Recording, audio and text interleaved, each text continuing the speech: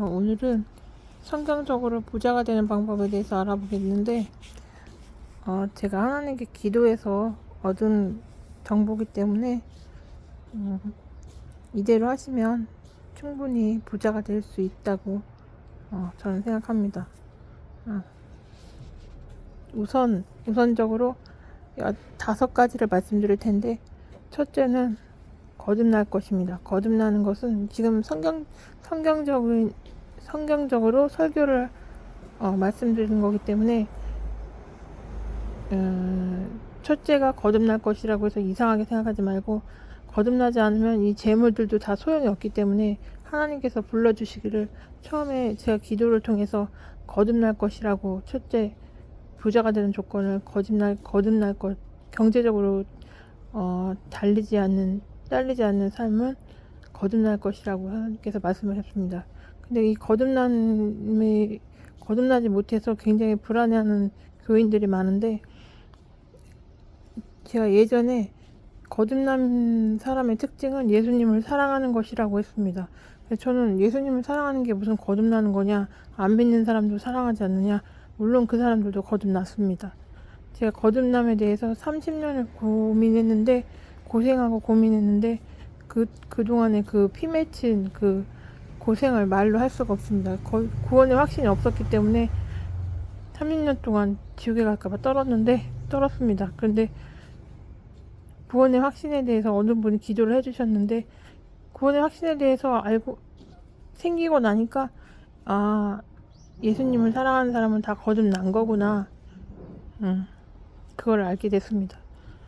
그래서 그때 예전에 저한테 얘기해 주셨던 분이 맞는 말이었고, 또 첫째 부자가 되는 방법은 첫째 거듭날 것입니다. 둘째는 목표를 잡을 것입니다.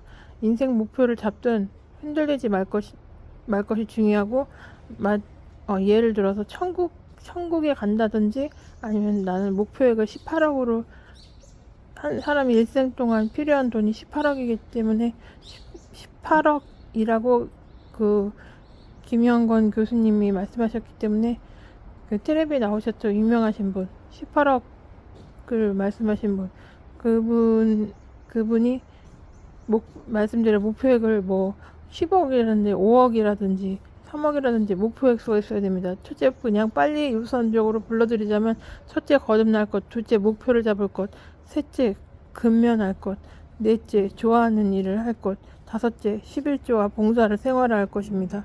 이런 얘기를 들어도 정말 하나님이 불러주신 건가?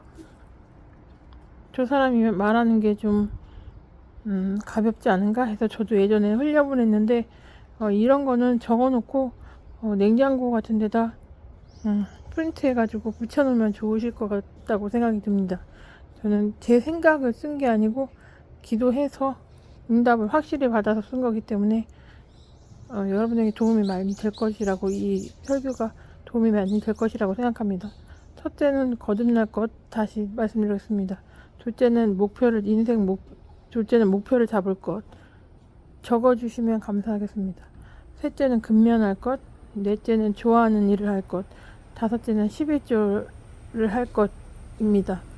11조를 하지 않으면은 재물이 날아가는 것을 막을 수가 없습니다. 11조는 그리고 10년 했다고 효과가 나타나는 게 아닙니다. 30년, 50년 오래 해야 내가 11조로 인해 복을 받았구나 하는 걸 알게 됩니다. 또 봉사하는 태도는 겸손함을 길러서 복을 불러옵니다. 다섯째는 11조와 봉사입니다. 첫째 거듭날 것에 대해서는 제가 말씀드렸고, 둘째 목표를 잡을 것에 대해서도 말씀드렸고, 셋째 근면할 것입니다. 일찍 자고 일찍 일어나면 하나님이 재물복을 부어주십니다. 그리고 새벽 시간에 할 것을 여러분에게 강력히 권고드립니다. 넷째는 좋아하는 일을 근면할 것은 잠언에도 나오고 성경 여러 부분에 나오는데, 근면한 사람은 가난하게 살 수가 없습니다. 넷째, 좋아하는 일을 할 것입니다. 잘하는 일을 하면서, 잘하는 일로 돈을 벌면서 좋아하는 일을 계속 배우는 것입니다. 좋아하는 일을 끝까지 배우면은 그게 경제적으로 걱정이 없이 경제적 어려움에서 벗어나게 된다고 합니다. 그러니까 자기가 좋아하는 일을 이게 굶을까 안 굶을까 그 고민하지 말고 그 일을 계속 배우라는 겁니다. 전문가 수준이 될 때까지. 그렇지만 당장 돈이 필요하기 때문에 좋아하는 일을 배우면서 끝까지 배우면서 잘하는 것을 이용해서 일단 돈을 버는 그런 전략으로 나가야 됩니다. 그리고 다섯째, 11조와 봉사를 생활할 것인데 11조에 대해서는 금방 말씀드렸고 봉사를 생활하는 것은 봉사하는 삶이 인생의 목표가 된 사람도 있습니다. 봉사를 해보면은 희락의 기쁨을 주신다고 합니다. 봉사를 하면은 내가 왜 태어났는지, 왜 나는 불행했는지 다 잊어버리고 정말 즐겁고, 뭐랄까, 태어난 이유를 알게 된다고 합니다. 자, 그러면, 여기까지 말씀드렸고, 다음에는 형통, 그 다음에, 휴거, 그 다음에 행복, 대인관계, 이런 설교를 또 말씀드리겠습니다. 5가지 적어주시면 감사하겠습니다. 첫째, 거듭날 것. 둘째, 목표를 잡을 것. 인생 목표. 천국이라든지, 5억을 모은다든지, 목표를 잡을 것. 흔들리지 않는 목표를 잡을 것. 셋째, 근면할 것. 거듭날 것, 목표를 잡을 것, 근면할 것. 그리고 넷째, 좋아하는 일을 할 것. 다섯째, 11조와 봉사를 생활할 것. 그냥 간단하게 11조라고만 적어주셔도 감사하겠습니다. 이거를 생활화한다면은, 또 한 가지 말씀드릴 게 있는데, 근면할 것에 대해서 제가 7시 반에 한번 일어나 봤는데, 얼마 동안 일어나 봤는데, 재물운이 아니죠. 재물복이 딱 막히는 것을 느꼈습니다. 그래서 7시 반에 일어나는 분은 평생 밥 얻어먹고 살기도 어렵습니다.